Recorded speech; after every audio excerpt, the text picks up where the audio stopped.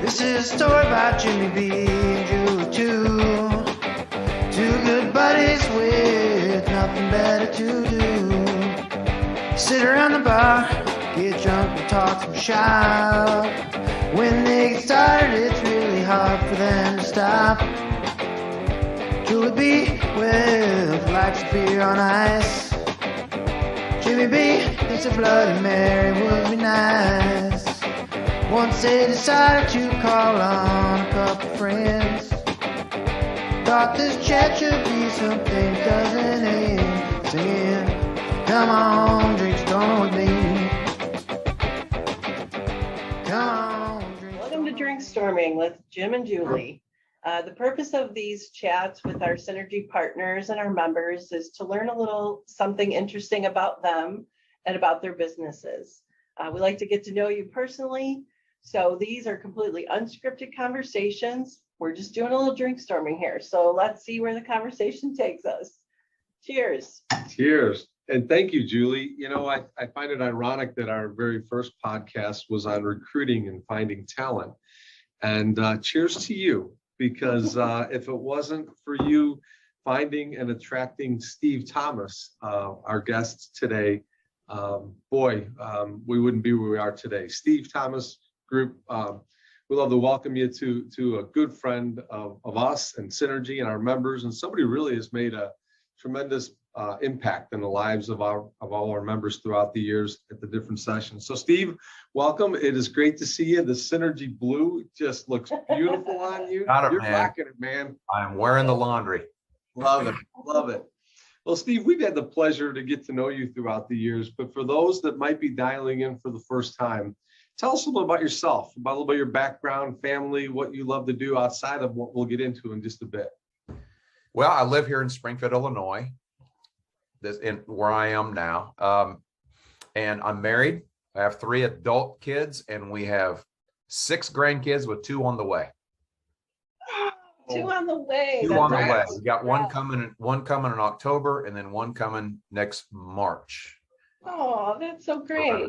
Yeah. So that'll make obviously 8, and then I think one more later on down the road, and that's going to round us out at 9. I think that's going to be it. Wow. That's a baseball team right there. You got every That's position right. covered. I'm telling you, it's fun. It's so much fun. It's grandkids are different than kids, because by the time you have grandkids, and Jim, you know this now.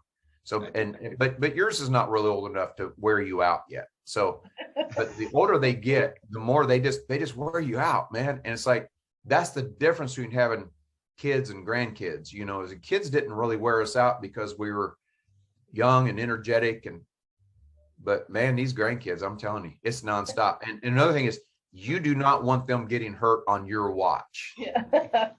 You know what I mean? You know what I mean?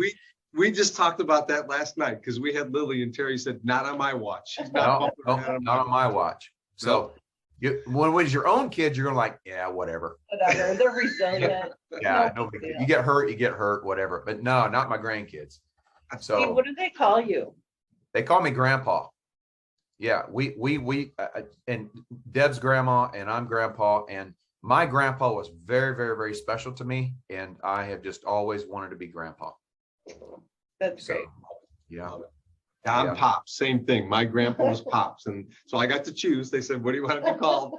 I said, I'm one of those crazy names. Give me Pops. That'll work for me. Yeah, grandpa's harder to say than most of the other words. So early on, you know, their other grandpa, my girl's other grandpa is Pawpaw, and my boy's other grandpa is Paw. So those are easy words to say. And so I'm the last one to get the whole full grandpa, you know. But so I was a little nervous, because I thought like Pawpaw was going to stick with me a little bit. And like, no, we're not going there.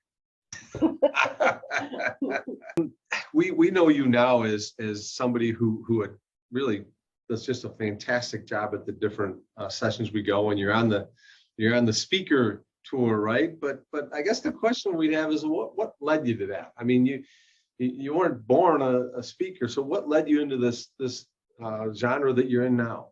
Yeah, so I've always had just passion, and I say always, you know. I mean, I don't think you know this when you're in your early 20s. I don't think you know for sure kind of who you are and you're still trying to figure that out, you know.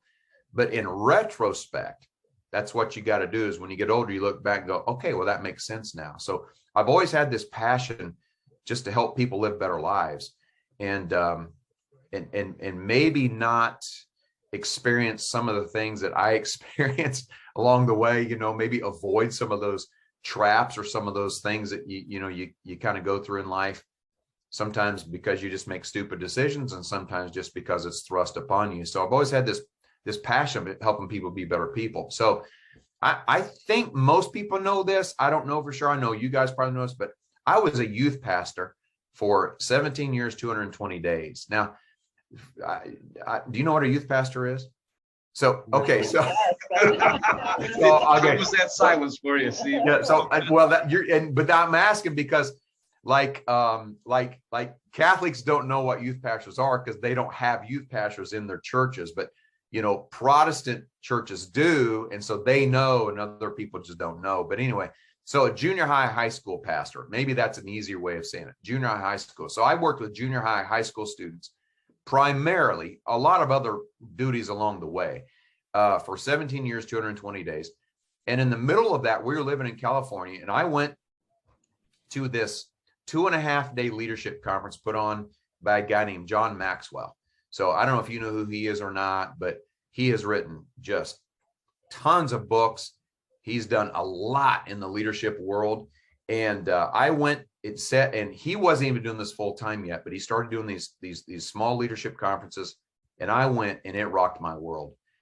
And I went, I think that's what I was born to do. So I stayed in youth ministry another 10 years, I think it was. And then I went off staff to do what I'm doing now. And I remember thinking at some point through that process, I don't know if I'm going to be able to do this. I was young, and you just don't have the life experience. You know, you don't have the stories. You don't have just the wherewithal to really put this stuff into a practical context for organizations. So anyway, time went on, and I was 40, and I went off staff, and I went, I'm just going to go do this. And so for the last 20 years, this is what I've been doing. That happened 20 years ago, and you decide, all right, I'm going to go do this. Yeah. How did you promote it then? You know, if somebody were coming in to sit in on a session with you, and has it changed to how you'd promote it today? Yeah, I never have promoted. Okay. I'm a horrible at self-promotion. I'm horrible at self-promotion. I always shy away from that. And I have some friends that kind of they correct me on that every now and then. You know, they say, oh, you need to get better at this, better at that, whatever. I don't want to be one of those guys that comes across as a know-it-all or arrogant or, hey, look at me, I've got all the answers. And so I think maybe even sometimes to my own demise, I go the other direction with that. So I'm a horrible self-promoter. Even my website bothers me because I don't want a bunch of pictures of there. People say, what's the name of your company? And they say it's Steve Thomas Company. I just don't want to do all that. So anyway, and I'm not saying that. Anyway, I've struggled with that. So I never have really promoted. I started doing and I didn't know how I was going to do this. You know, I had some friends own businesses. They'd have me come speak and that kind of thing. And so, because I've been speaking my whole life, my whole adult life, you know, I've been in front of people. I started speaking in front of people when I was 16 years old. So that part comes natural, comes easy for me. And I enjoy that. But in doing this in corporate world, I had no idea how I was going to do this. So I started working through a company called SkillPath. They're a seminar company, and I started doing a lot of their seminars. I'd say every week for about 45 weeks a year, I was doing a SkillPath somewhere, somehow, and it was it was grueling, man. So I started writing my own stuff, using my own material because they let you do that, and it was awesome. And then one thing led to another. And I met a lady named Julie Bishop. Yes, you did. Yeah, and she said, that's where we met. We met at a SkillPath session, and I remember sitting in that session, and I was there just for my own education to become a better leader and a better person. So I remember sitting in that it was a 2.5-day session, and I've been to lots of training sessions and lots of presentations, and I was like, this guy's different. This guy's got something special. I think he would be great for our group. And that's how we met and how we, started bringing you into Synergy. Yeah. It's been amazing. And I wound up getting a jacket. So it all worked out great. You've reached club level. I did, man. It was awesome. So yeah, I hesitate to say that because if and probably this is not going to happen, but if Skill Path gets a hold of this video or this podcast, I'm going to be in trouble. I haven't done a Skill Path in years. I love doing them. They were a lot of fun. You meet all kinds of really cool people and from all different kinds of industries and that kind of thing. But man, I'm telling you, the passion just grew and grew and grew and grew. And I knew at some point, in fact, Skill Path, they kind of encourage you to do your own thing too, because they know you're not going to be able to be a Skill Path trainer for life. It just doesn't work in a lot of different levels. So they're a great company, love them. And that's kind of where I got my quote unquote start doing what I'm doing now, so that there's a lot behind the scenes, but that's kind of a nutshell version. Steve, you mentioned that you don't promote yourself well. You don't. That's not how you go about it. And I think that's what makes it such a wonderful thing that what you do. It really is a conversation that we have when you come to one of our sessions and you connect with people on a level that I've never seen before. I recall many years ago bringing you in to speak to a bunch of service technicians. At the end of the day, they're tired, they're hungry, and the last thing they want to get to do is to sit down and do some training on touchy-feely customer service stuff. Yeah, and right. I could see the eyes rolling when they walked in. And when they left an hour and a half later, I got high fives and they said that was the best hour and a half I've ever had. And you connect with people on a level that not many people can do. It's a special thing. It really is. Yeah, I appreciate that a lot. That's very, very encouraging. I love conversations. And even I was just telling a guy this morning. He's young. He's wanting to kind of do what I do, in a different way, but still the idea is the same. But anyway, and I said, whether I'm with 6 people like I was yesterday, or whether I'm with 500 people doing a keynote, it's still conversational. And in fact, a lady, I'm getting ready to do a conference in November, and she's wanting a title. And I said, well, I don't really have a title.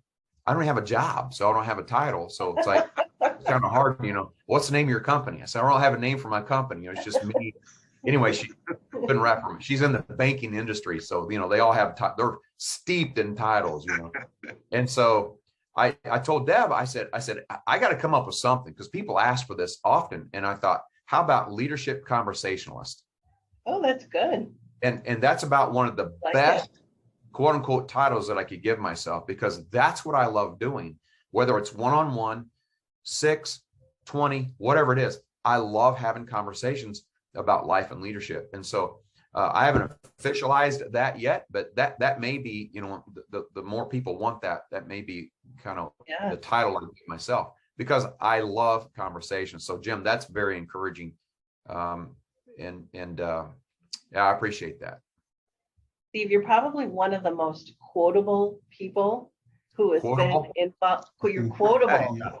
I quote you all the time. There are certain things that you talk about that have just stuck in my brain, like the dog in your head, which we won't get into. But so I kind of think of you as this, and I'm a word nerd, so I think of you as this word author as you are rolling through your sessions. And I know you talk a lot about books in your sessions and things that have influenced you. What are you reading anything today that has rocked your world, as you say? So, well, you see my bookshelf behind me. My brother showed up one day at my house and he looked at this and he said, have you read all those books? I said, well, I've read probably 80% of them. I was reading a lot more before pandemic. When pandemic hit and we went to lockdown, I stopped reading because I had my system that I would go somewhere to a coffee shop early morning and I would read, and that was and man, I was flying through. I was reading probably 15, 20 books a year. I bet I haven't read 10 since lockdown. But what I have been doing is reading a lot of articles. So shorter elements of reading. And I have probably 300 articles backed up on my email. I have a file of articles actually. And I've been reading through these articles because, well, first of all, it's shorter. And with my ADHD, man, it's easier to get through an article than it is a book. But a couple of books I actually, so one I just finished and I did a reread on it. It's called Why We Work. And this guy, Barry Schwartz, another thing that I do is that when I'm reading the book now, like I'll Google Gary Schwartz and I'll go look at some of his TED Talks or some of his YouTube talks, because I kind of want to hear them talk. Now I'm reading the book and it kind of helps me put it in a better context. This book, I love. And he identifies some things in here that I have really extracted and I'm going to be using a lot in upcoming sessions, because I'm doing this study right now on reimagining work and what work has been, what it is now, and what I think it's going to be in the future. And it's not all pandemic based. Some of it is because I think the pandemic, as you know, has reshaped the way we need to look at work. And I think it's kind of rocked the world a little bit in terms of what work is and what work should be. So anyway, some really cool stuff on that. I won't get into all that because that's hot process right now. I'm starting this book called The Energy Clock. This is by a lady named Molly Fletcher. I just did a Budge episode on the energy drain that I'm going to actually redo before we drop it as a podcast. But this book, she talks about some things. She is a ex-sports manager. What am I trying to say? Not agent. She's ex-sports agent. Yeah. And so she is high energy. She's fun to listen to. And then I'm in the middle right now. So I just finished one. The next on the list is Energy Clock. This is the one I'm reading right now. It's called The Soul of Shame. So the reason I've shown you this is because there are 3 different books, are very eclectic. So like they have nothing to do with each other, although they do, because it's life. You know what I mean? So it's called The Soul of Shame. And so going back to the whole reimagining work thing, you guys have heard me talk about safe work environments and being a safe leader. And this soul of shame, this is a big deal, because I think people live too much in shame. I know I have and still do to an extent. And that's no place to live life. And so I'm trying to dive deeper into this whole idea of what shame does, how we subtly and unintentionally maybe perpetuate people living in this whole idea of shame. And so as a leader, I want to help people understand that as a leader, you need to move people out of that. And you need to be the safe leader that people do not come to work every day feeling shamed regardless, you see? So anyway. That's good stuff. You know, Julie mentioned quotable, and you are. I mean, I think about concern control was something that resonated with me from one of the first sessions. And another thing that you talk a lot about, and it made me think of it when you talked about the energy book, was filling your tank. You know, that we have to be very mindful of the fact that we have a lot going on. What do we do to fill our tank? So the question we all have is, what does Steve Thomas do to fill his tank? Yeah. So I piddle. That's okay. That's my new phrase for what I do. I piddle. Would you help us understand what piddle is? I will. I'll try to break it down for you. I'll try to make it make sense. Once I do, you might be heavily disappointed. So we'll see.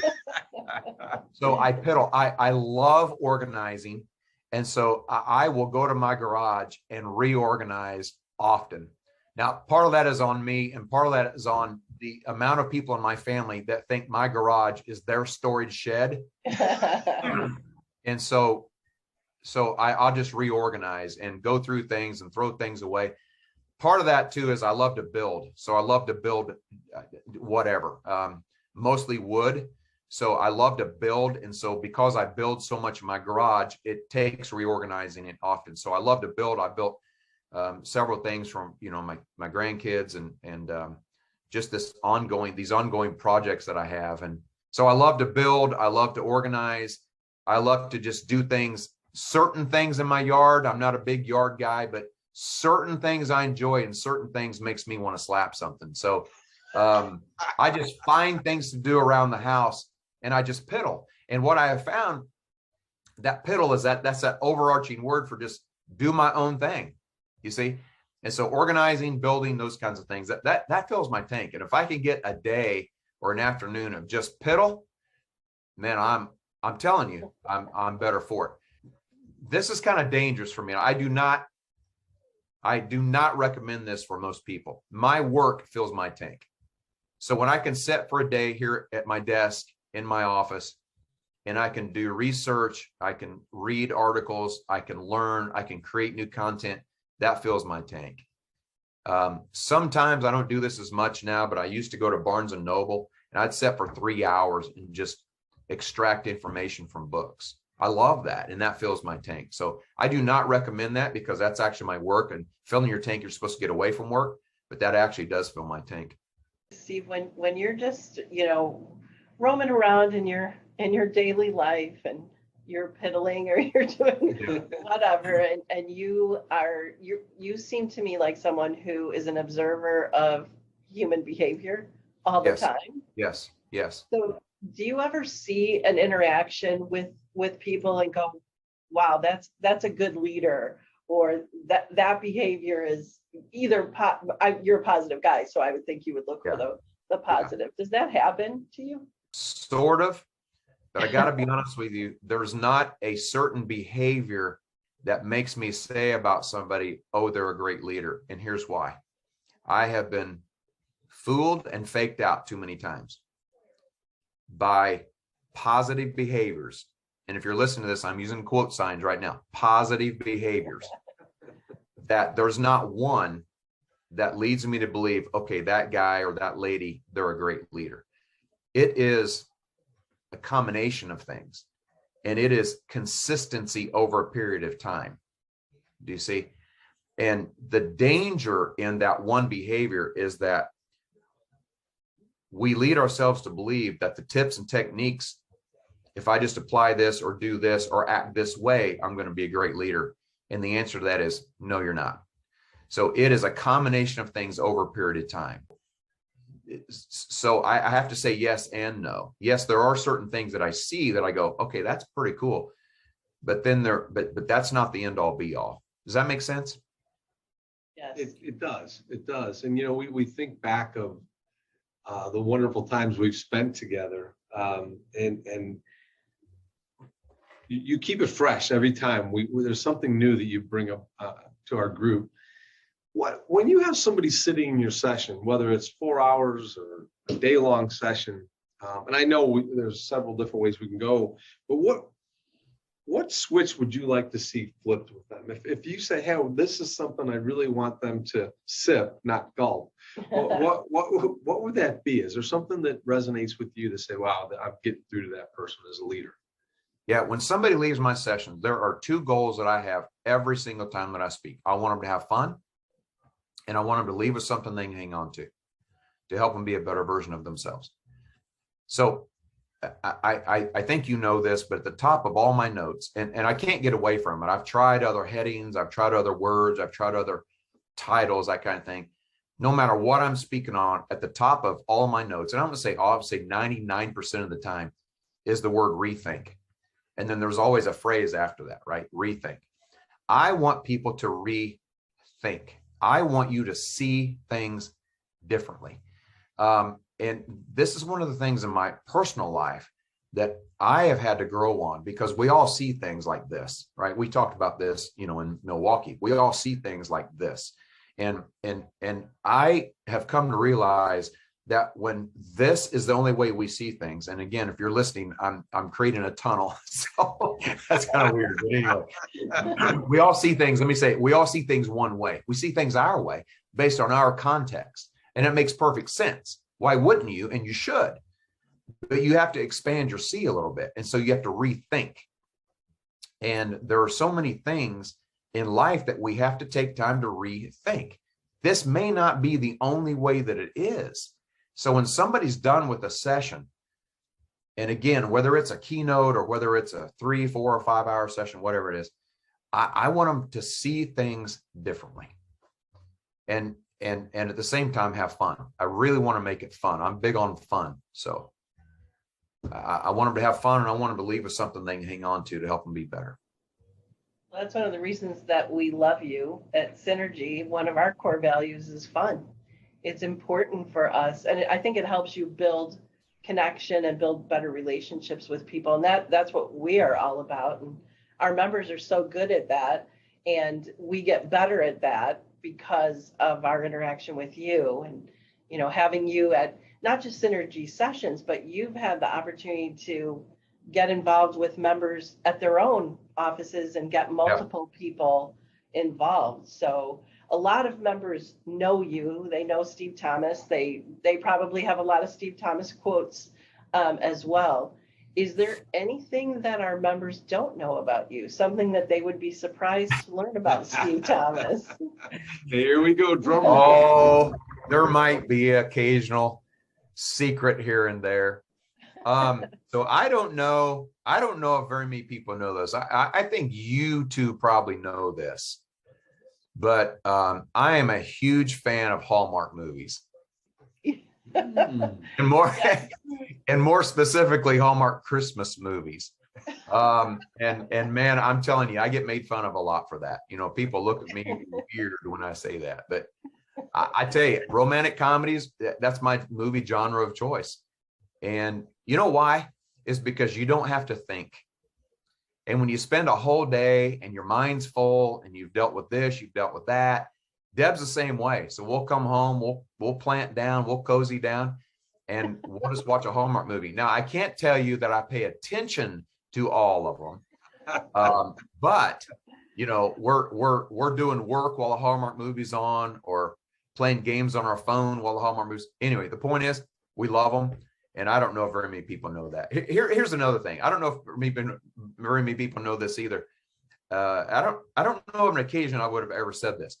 But my secret dream job is I would love to be a wedding planner. Have I ever told you this? Have I ever told you this? Yeah, I would love to be a wedding planner. And here's why. I love showing people new experiences and creating experiences for people. I love it. And so I've done some weddings, and I've watched from that perspective of kind of how this thing goes. And I know a lot of bad things can happen. It is the day that ought to be like one of the most memorable days ever, in most cases. So, but I always love it. So I love organizing. I love showing people new perspectives. I love showing people new experiences. I love all of that. So all that kind of goes with be it. And then I don't know if you know this or not, but I play the drums. Did you know that? Did not. Yeah, I play the drums. So yeah, I do. I can't call myself a drummer anymore because I don't play a lot, but I still have my first drum set. I set it up a couple years ago for my grandkids, and I'm getting ready to set it up again because they're asking for it. They're older now, and so I love playing. I make a drum out of anything, but I love playing the drums. So I'm gonna show my age here. What's your go-to song? Wipeout, or what? Do you have a go-to song? On the drums? What's my go-to song? I can play Wipeout. I don't know that I have a go-to song, actually. That's interesting. I never thought about that on the drums. We'll work on that. Yeah. When we see you next month, maybe you'll work on that and think about what you want that to be. I can do Wipeout. I can, and I love percussion, drums, any of that kind of stuff. I have a set of congas downstairs, and so anyway, I don't know if people know that or not, but yeah, we're a very musical family. So most people in our family play something or more than one thing. I play a little bit of a lot of other things, but drums is the main instrument. Cool. Yeah. So we learned some new things about Steve Thomas. So Steve, if our members want to reach out to you to either plan a wedding or have you come and talk leadership with them, how would they reach you? Well, they could call you. This is the promotion part, Steve. There you go. They can. What do you want? My email? You want my phone number? What do you want? Podcast, Twitter accounts, things of that nature. I have. Yeah. So my email is stevejthomas.com, and all my contact information is on that website. So, I do have a Twitter account.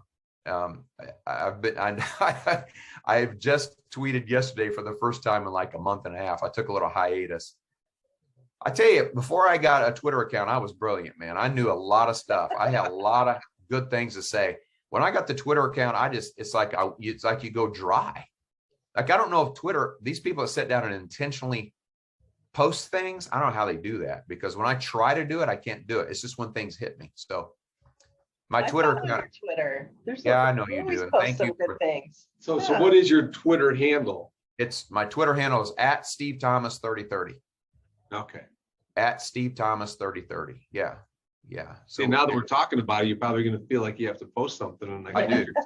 I do. Yeah, I posted something yesterday, and now I feel like I try to think of these things, and then I think, I don't know if that's going to tweet very well. So we really enjoyed, we thank you for making the time today and to join our Synergy team, and looking forward to seeing you in Denver. We know it's going to be another rocking session with Steve Thomas. So all the best, man. We really appreciate our partnership. that's going to be fun, man. I'm really, really looking forward to that. And the fact that we have a whole day just to play.